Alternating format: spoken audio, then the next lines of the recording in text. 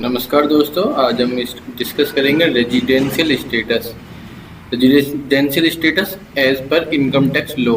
आपको income tax law में residential status का मतलब ये है कि आपको इंडिया में टैक्स देना है या नहीं देना है। ये बताता है कि आप इंडिया में कितने, इससे कैलकुलेट करते हैं हम कि आप इंडिया में कितने दिन रहे हैं और कितने दिन आप इंडिया में बाहर रहे हैं। अगर आप इसकी लिमिट से क्रॉस जाते हैं और आप इंडिया से बाहर रहते हैं ज़्यादा दिन, तो आपको इंडिया में टैक्स नहीं लगता है।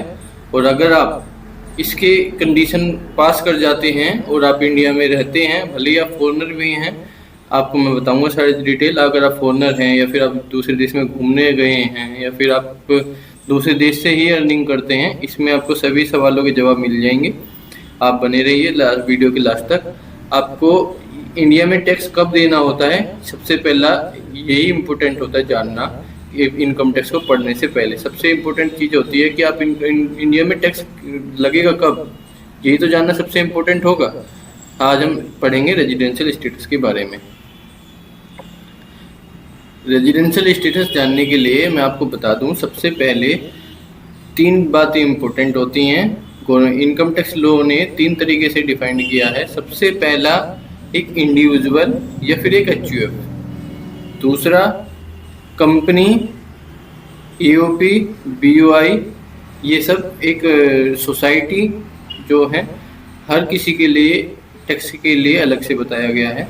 मेजर 2 हैं, इंडिविजुअल और एचयूएफ को एक तरीके से बताया गया है, जिसमें इंडिविजुअल और एचयूएफ को रेजिडेंट होने के साथ साथ 1-2 कंडीशन और सेटिस्फाइड करनी होती है, जिसमें कि वो ऑर्डिनरी रेजिडेंट इन इंडिया और not ordinary resident in India, जिससे पता चलता है उसको उन दोनों का टैक्स ट्रीटमेंट अलग अलग है, इसलिए उनको अलग अलग बनाया गया है। नहीं तो कंपनी होगी, फर्म हो गई और सोसाइटी हो गई, जो एओपी, बीओआई जो कुछ भी हैं, सब के लिए सिर्फ दो होते हैं, या तो रेजिडेंट होंगे या नॉन रेजिडेंट होंगे।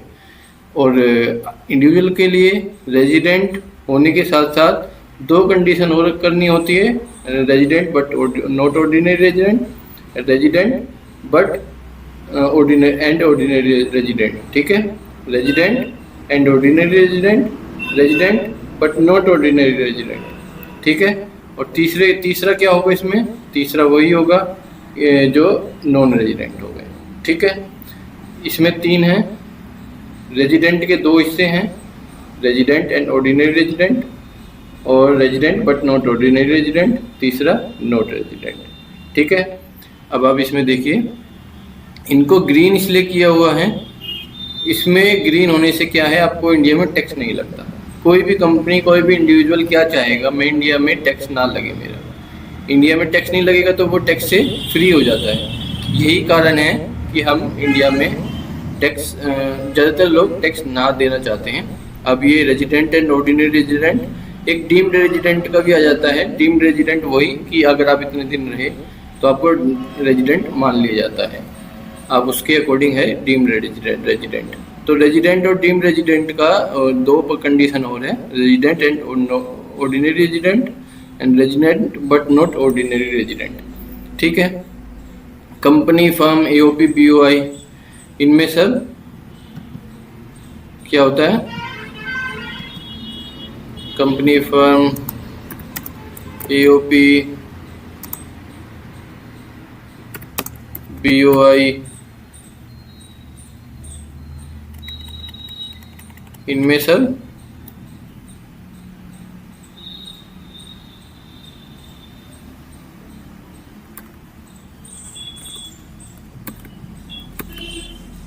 कंपनी, फर्म, एओपी, बीओआई में सिर्फ resident and not ordinary resident ही होंगे। ठीक है जी, resident and not ordinary resident ही होंगे। ठीक है, अब आते हैं डिटेल डिस्कशन पे।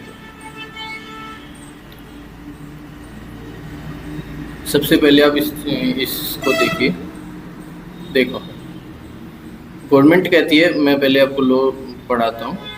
इसमें देखो, section 6 of income tax act 1961 ये कहता है, अगर आप an individual is said to be resident in India in previous year, previous year assessment year 2 तरीके के ईयर होते हैं, उसके लिए भी आपको वीडियो डिस्क्रिप्शन में डाल देंगे हम बना के।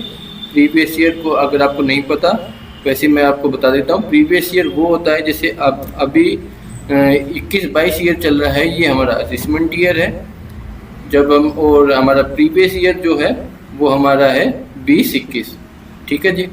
अभी जो आज हम जो है 20 मई 2021 को मैं बता रहा हूँ कि ये 21-22 असेसमेंट ईयर है फॉर द प्रीवियस ईयर 20-21 का। ठीक है, 20-21 का प्रीवियस ईयर होने का मतलब क्या है कि हम 21-22 में 20-21 की रिटर्न भरते हैं। ठीक है, प्रीवियस ईयर की ही रिटर्न इस साल में भरी जाती है असेसमेंट ईयर में। ठीक है जी। अब आपको इतना मैं उसके लिए डिटेल वीडियो बना दूंगा। इसमें लिखा है an individual is said to be resident in India. पिछले साल में उसको रेजिडेंट इन इंडिया कहा जाएगा रिटर्न भरते टाइम, क्योंकि अभी रिटर्न जानी है जुलाई से पहले, तो उसको इस साल में रेजिडेंट इन इंडिया जाएगा। ये क्लासेस बिल्कुल लेटेस्ट हैं आपको सारी क्लास मिलेंगी इनकम टैक्स की डे बाय डे। आप चैनल को सब्सक्राइब करके रख लीजिए, आपको सारी क्लासेस फ्री में हम प्रोवाइड कराते रहेंगे। जितना भी हम मुझसे टाइम निकाल सकूंगा मैं आपके लिए मैं निकालता रहूँगा। पर टॉपिक एवरी टॉपिक मैं आपको कंसिडर करके बताता रहूँगा अच्छे से। अगर आपको ये वीडियो अच्छी लगे तो सब्सक्राइब कर लेना चैनल को। अब इसमें बताते हैं प्रीवियस ईयर। सबसे पहले तो देखो ये आप अंडरलाइन कर लें, और इसमें लिखा है आगे if he satisfy any one of the following condition. ये जो 2 कंडीशन लिखी है ना नीचे, इनमें से कोई एक भी कंडीशन अगर आप सेटिस्फाइड कर गए तो आप रेजिडेंट हो गए। Ordinary resident and not ordinary resident के लिए अलग से कंडीशन आएगी, अभी सिर्फ रेजिडेंट एंड नॉन रेजिडेंट के लिए कंडीशन है। ठीक है, इसमें से पहली कंडीशन है इसमें एनी वन कंडीशन, इसको भी आप अंडरलाइन कर लीजिए क्योंकि ये भी इम्पोर्टेंट है। अब he and she in India during the relevant previous year for a period of 182 days and more। अगर वो पिछले साल प्रीवियस ईयर में relevant previous year for the total period of 182 days और मोर, ये तो 182 डेज रहा हो या फिर उससे ज़्यादा इंडिया में रहा हो तो वो रेजिडेंट हो गया है। ठीक है, सबसे पहली तो कंडीशन ये है। अब कुछ आदमी ऐसे होते हैं जो 182 डेज नहीं रहे, तो गवर्नमेंट ने उनको भी कवर करने की कोशिश की है। इन्होंने बोला second condition, he and see in India during the 4 immediately preceding the relevant previous year. मतलब कि अगर आप पिछले साल से इमीडिएट, इसको ध्यान से पढ़ें, immediately preceding the relevant previous year.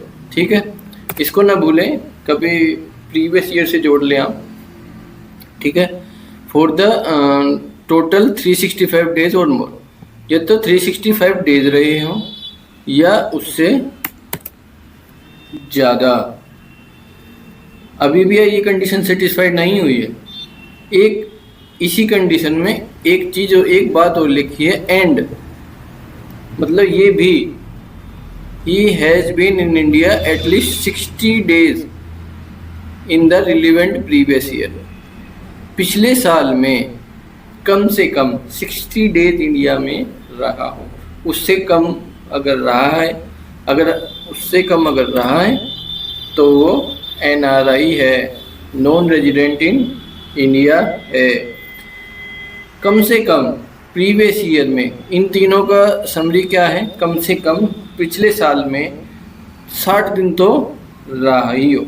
अगर आप 60 दिन से ज़्यादा रहे हैं तो आपके ऊपर एक चीज़ और चेक की जाएगी। 4 साल में 365 दिन रहे हैं आप, 4 साल में आप आने जाने का टोटल लगाएंगे कि आप मतलब पहले 1 महीना गए, फिर 2 महीना इंडिया में रहे, 4 मतलब कुछ जिस भी तरीके से रहे, टोटल आप 365 डेज इंडिया में रहे हैं 4 साल में। ठीक है जी। फिर उसके आगे जो पिछला प्रीवियस ईयर है उसमें 60 दिन रहने चाहिए, नहीं तो ये 4 साल बेकार है। ठीक है, आप 4 साल में 365 दिन रहे हैं, पर पिछले साल में आप 55 दिन रहे हैं, तो कैंसिल, तो आप एनआरआई हो गए। ठीक है, आप 59 डेज रहे हैं तो भी आप एनआरआई हो गए। एटलीस्ट 60, अगर आप 60 डेज रहे हैं तो आप एनआरआई नहीं हुए। उसके बाद आपकी 4 कंडीशन और देखी जाएंगी। अगर आप 365 दिन नहीं रहे 4 साल के अंदर तो भी आप एनआरआई हो जाएंगे। ठीक है, ये हो गई। उसके बाद आते हैं इस पे फर्स्ट कंडीशन। अगर आप पिछले साल में चाहे 365 दिन रहे हैं तो आप रेजिडेंट हो ही गए हैं 4 साल में।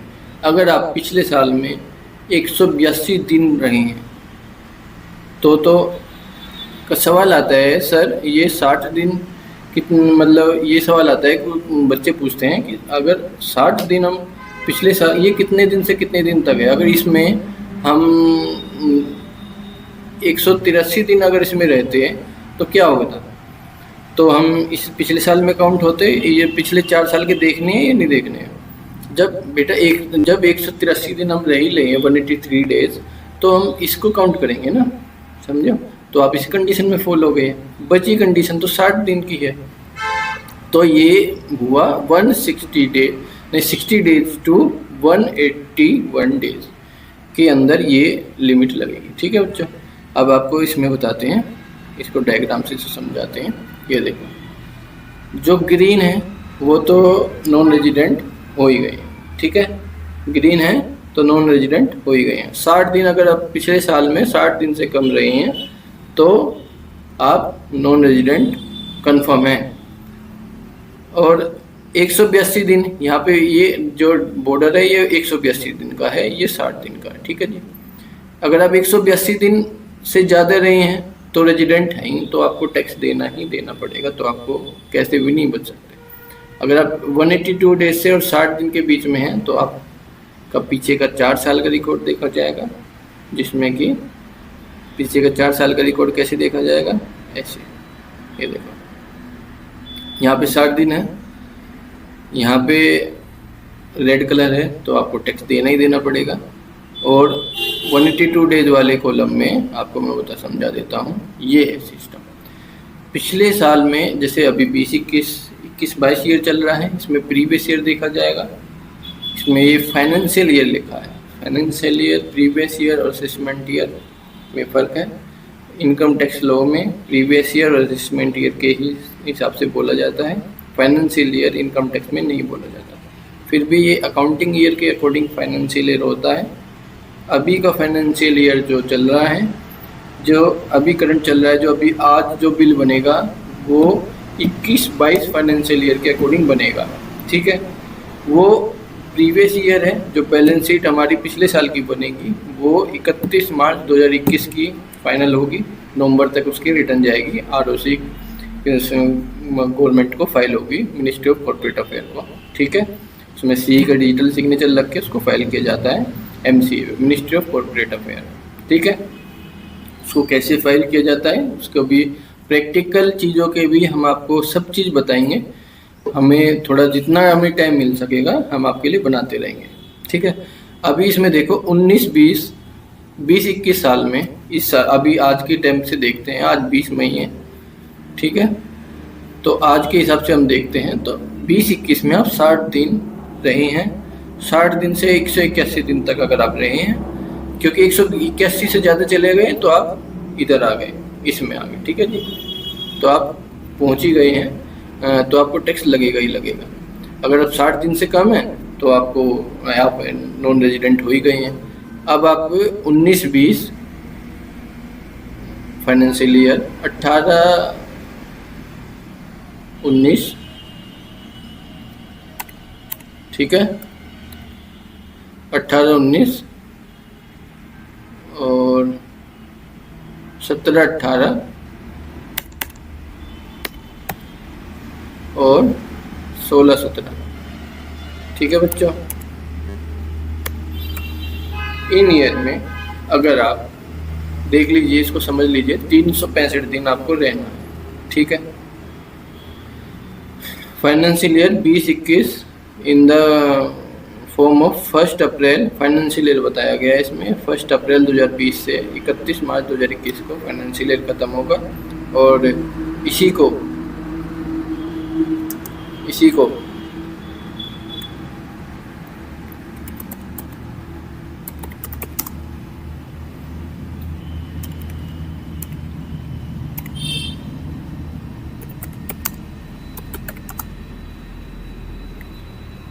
इनकम टैक्स में इसी को प्रीवियस ईयर कहा जाता है।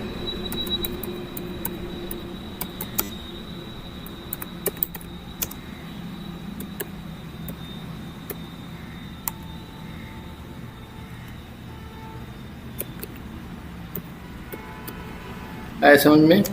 एंड असेसमेंट ईयर,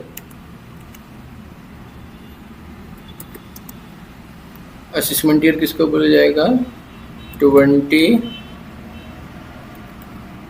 बताओ 22। ठीक है, ये सेम है जो अभी हम डिस्कस कर रहे हैं, सारी जो स्टडी कर रहे हैं इसी को लेके कर रहे हैं। ठीक है बच्चों, अब आते हैं नेक्स्ट टॉपिक पे। तो वो दो कंडीशन क्या है? अभी इसमें ये जो सेकंड कंडीशन है ना, ये वाली जो सेकंड कंडीशन है, ये कुछ लोगों के लिए माफ़ की गई है। उनके लिए 182 दिन ही रहना ज़रूरी है इंडिया में। ये भी बड़ी इम्पोर्टेंट लाइन है, इसके ऊपर भी आपके पास क्वेश्चन आ सकता है, ये बड़ा ध्यान से समझिए। एक्सेप्शन है इसका सेक्शन 6 पार्ट 2 का, सेक्शन 6 सबसेक्शन 2 का। ठीक है, इसका जो ये कंडीशन थी 4 साल की, इसको नहीं माना जाएगा। देखो, the following condition of the individual is to be treated as resident in India only if the period of they stay during the relevant previous year 182 days or more.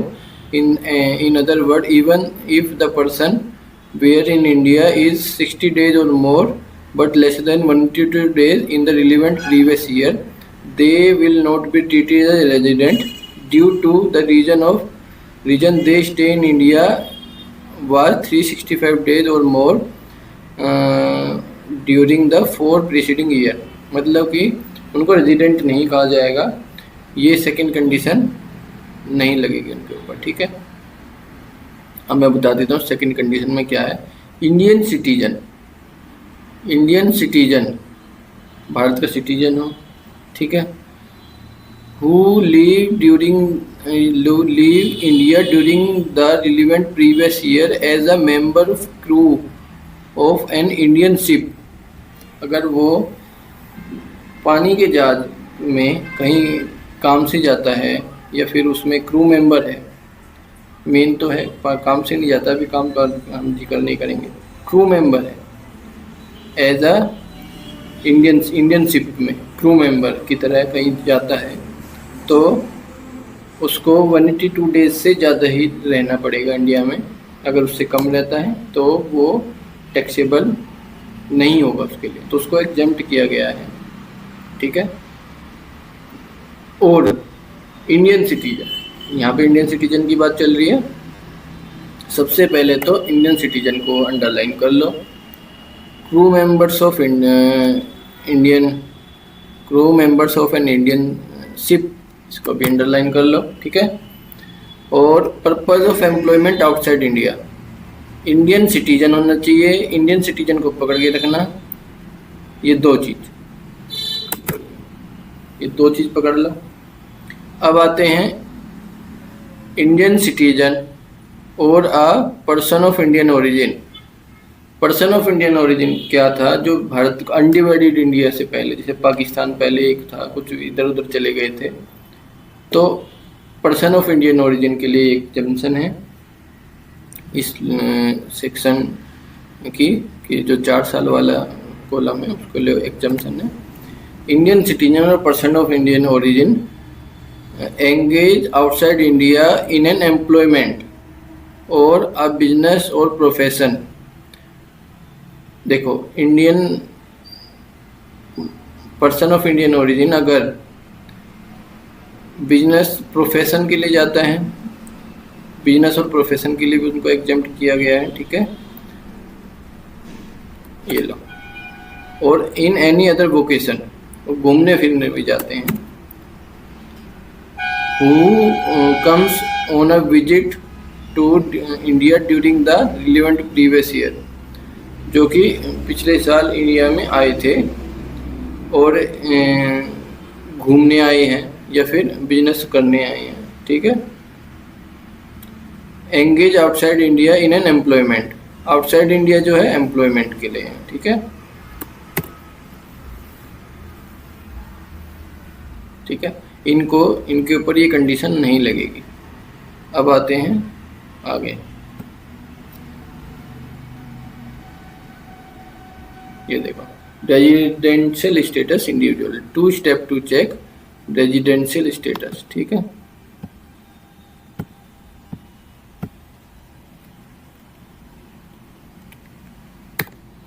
Residential status check करने के पहले तो resident check करेंगे, फिर resident and ordinary, पहले तो resident होगा, फिर दूसरा क्या होगा, रेजिडेंट एंड ऑर्डिनरी रेजिडेंट, या फिर रेजिडेंट नॉट ऑर्डिनरी रेजिडेंट, ठीक है।